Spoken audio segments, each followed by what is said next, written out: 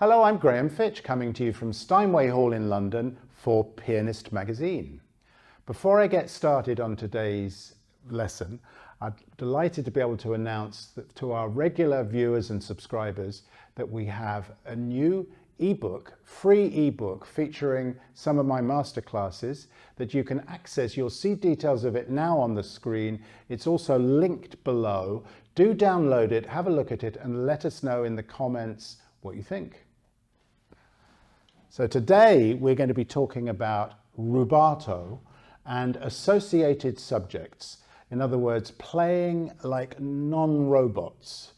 People have this idea that rubato applies to music of the 19th century, and often when it says rubato, but it doesn't. It applies to all music except music that perhaps is describing something robotic or mechanical. But let's get into this. I'm going to give you an example that you will all know, the Träumerei from Schumann's Kinderscenen, which if I played it strictly, it would mean nothing. So Schumann just gives us the moderato, and there's nothing to say to get faster or slower until at the end of the first section we see the word rit. Now, let me just give you a few ideas as I go along about what I'm doing. Wait a little bit and then move. Hold. Bend these quavers. Push through these. Now I feel a magic moment coming on. And I might want a lot of time there, but I've got to pay it back a bit now. Here's the rit. Now I'm going to do a little of the repeat, and I'm going to do it absolutely without any of that rhythmic bending, but I am going to add dynamics. So you won't like it, and I'm hoping you won't like it. Don't copy this at home. 3, 4, 1, 2, and 3, and 4, and 1. Nobody would play it like that, would they?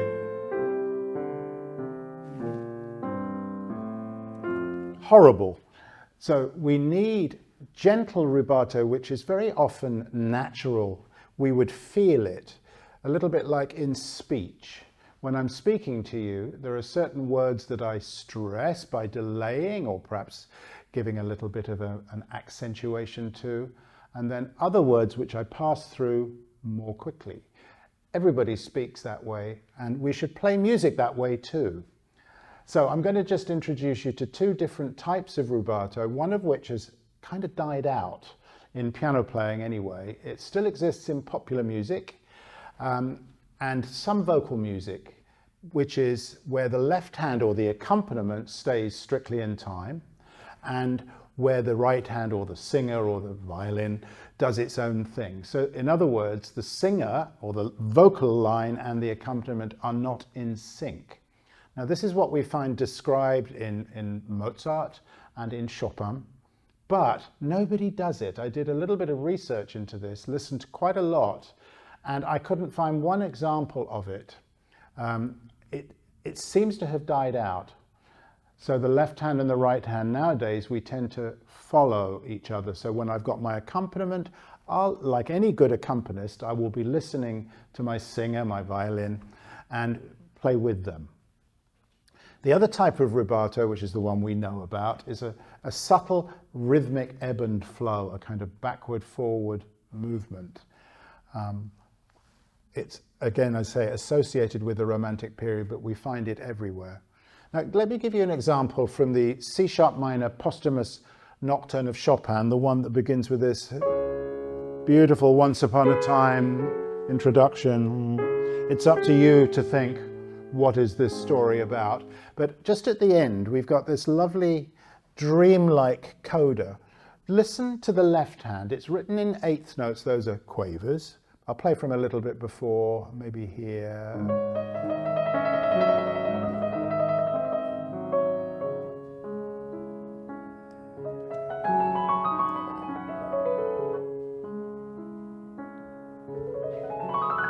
You'll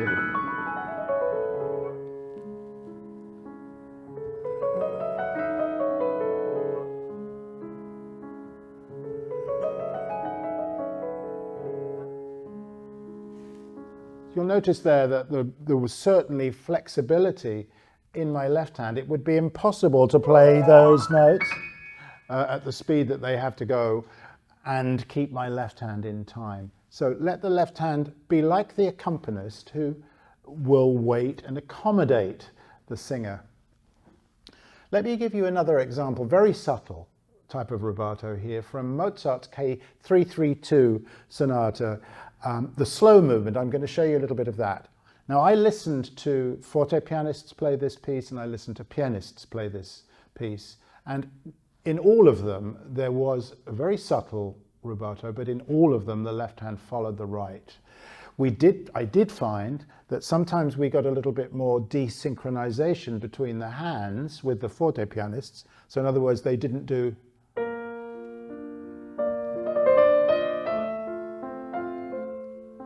We might hear this, where the left hand and the right hand aren't quite together. Now, I'll talk about that in a little while, but now I'm hoping that you won't really notice the rubato, but you would notice the absence of it. So let me play it naturally, I hope.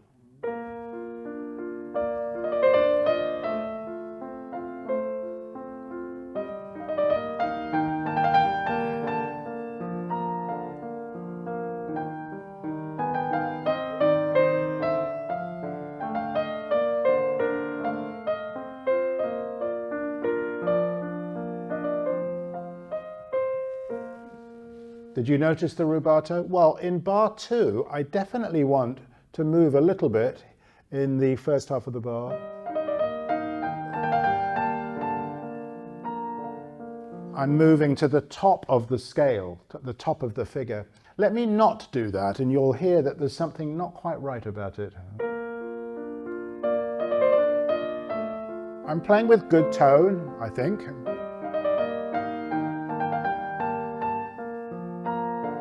Didn't quite work, did it? I need just that tiny little bit of a push.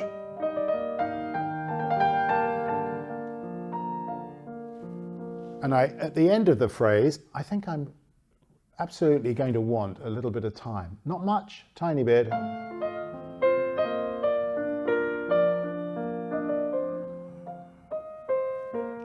Like a breathing point, if you will. So that was a natural rubato. The opposite of being metronomic, which is why I'm always questioning people who like to practice with a metronome. Why? Why do you want to practice with a metronome? If you practice that music with a metronome too often, you're going to iron out those beautiful natural rubatos, forward, backward movements. A metronome will kill those. So here's another example that if you look at it on the page, you'd think quaver equals quaver. That's eighth note equals eighth note. Schubert E flat impromptu, this one.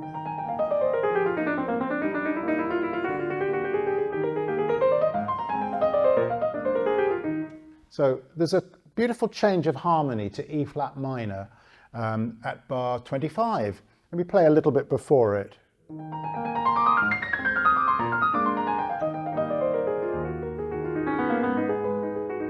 Did you notice that I took a tiny bit of time? Hopefully not. Hopefully you will have just found that natural. But just at the end of the bar before the harmony changes, I took the most minute amount of time, which again, if I'm a metronome practicer, my metronome would tell me that I was late, and my metronome would be wrong and I would be right. In the second section, if I played metronomically without any feeling for bending the time, I'd get this, which I think is very stilted.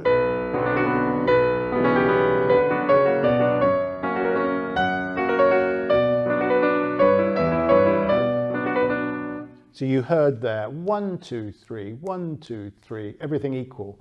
But I want to get that Hungarian flavor. So I want to make my second beat late. As late as possible without being late, Leon Fleischer always used to tell us. What it means is don't arrive on the exact point.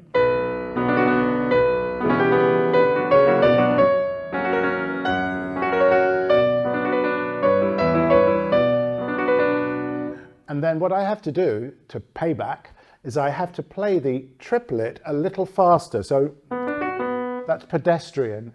If I play a little faster, so I contract that second beat, 1, 2, 3, 1, 2, 3.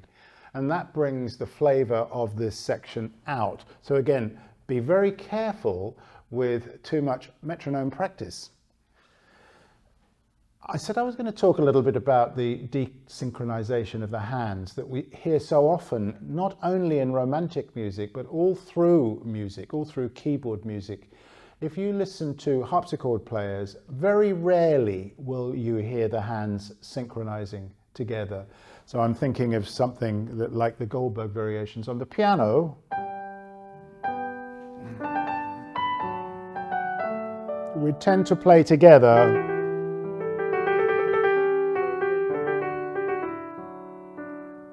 But on the harpsichord, they would do something like this.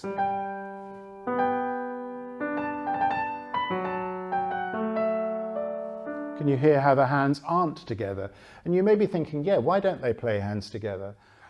If they did, you'd get an accent. Every time you hear the two notes, the two hands go down together, you'd get an accent. So by staggering, we avoid that feeling of vertical accent. So on the harpsichord, we must do it. We can't play hands together in the way that we are taught to do on the piano. There was one recital I went to where the pianist was literally splitting everything, and it drove me mad after the first 5 minutes. So if we're going to desynchronize the hands, do it sparingly and don't make a big point of it. I've got an example here from Chopin, the middle section of the Funeral March from the B-flat minor sonata. And again, I did my research. You might want to try this trick where you go on to the settings on YouTube, I'm sure you all know it, and you can vary the playback speed. So you can play the video and the audio back twice as slow or even a quarter as slow. Now you don't get the music, but you do hear exactly what the pianist is doing. You can hear how many notes they're putting in a trill, for example. You can hear how the hands are together or not together. You can even hear when they're cheating a bit, and there's lots of cheating going on. And you can hear when they desynchronize the hands. So I listened to the Horowitz recording from the White House, absolutely magnificent. And we get this sort of thing happening all the time.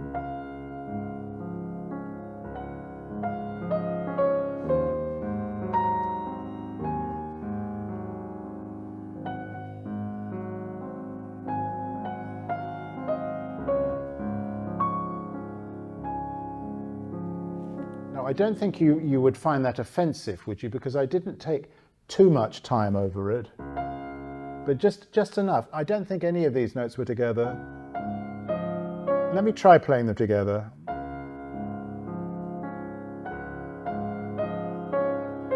It's slightly unnatural, actually, for me to do that, because if I were a singer, and believe me, I'm no singer, but I would want to bend these a little bit. Not absolutely square. However, the left hand, I don't think I'd want to bend that. That would be very artificial to bend that. So perhaps this is a relic of that first type of rubato where the left hand keeps in time and the right hand's a little freer. So desynchronization is actually very natural, universal, and it's okay as long as you don't overindulge in it. I'm going to just finish up with a couple of examples where the rubato is written out by the composer. And I've got here the Rachmaninoff G-sharp minor prelude, opus 32, number 12. And if we look at this closely, we'll notice it starts off allegro.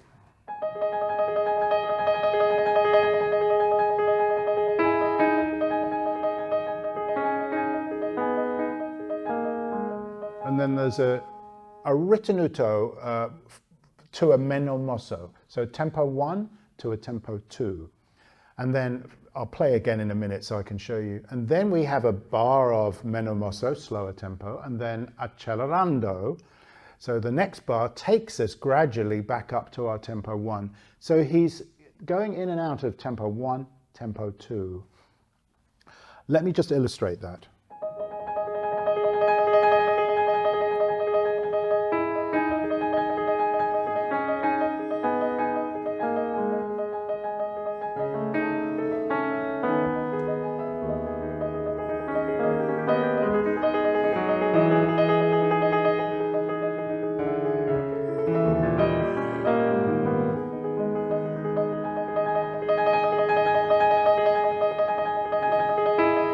Back to the tempo 1.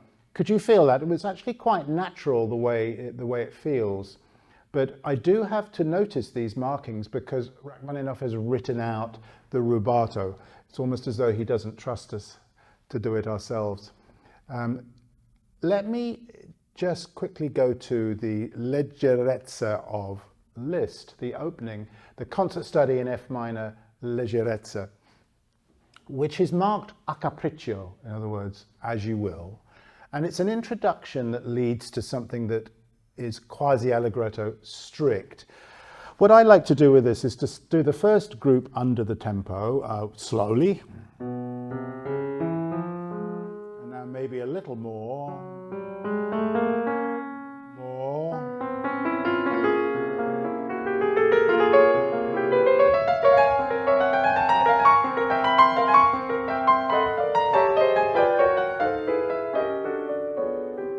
I'm adding drag.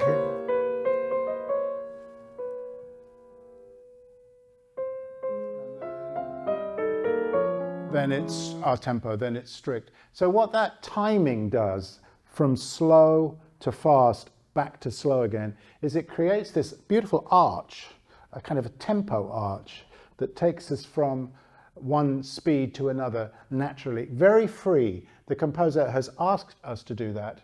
There are plenty of other examples in the repertoire where a natural rubato can be best felt. I like to talk about conductability. Now, I'm no conductor. I've never conducted anything in my life, but I do know how to move my body musically. And I sometimes suggest this to students, that they try conducting themselves. I don't mean official conducting, like there's a downbeat, there's a crossbeat, there's an upbeat, but just move the body in ways that reflect the way the music's moving. Now, I was thinking of using the Opus 118 number 2 Brahms for this. At the beginning, we have pairs, slurred pairs, tia, tia, tia. So I think if I were conducting that, I'd want to reflect that slow pair. Slurred pair, I mean. Tia, tia, tia.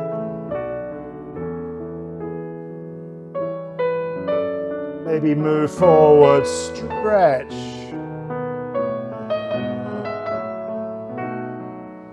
A little time there, then here, very plain for the pianissimo.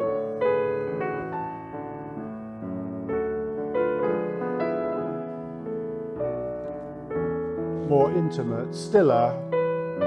Now back again.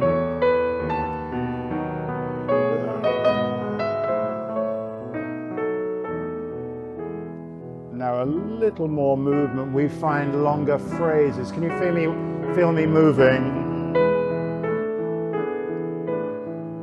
And again, forwards, forwards.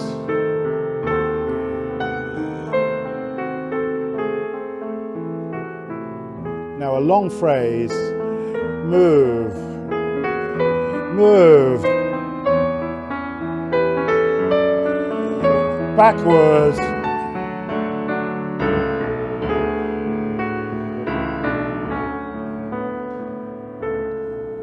calando,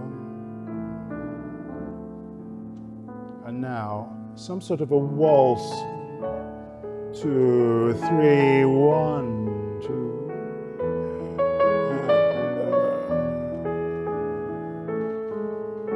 Now Brahms asks us to move.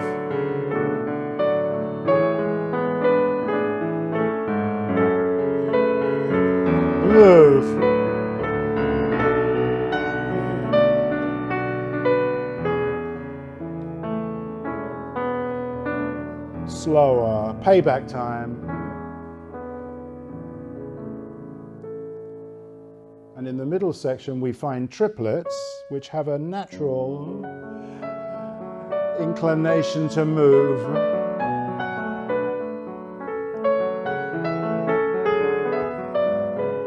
Can you feel there that the triplet has a rolling quality? Ya ta ta, ya ta ta. So it's natural to push the tempo just a little bit. Nobody's going to sit there and think, oh, he's moved the tempo.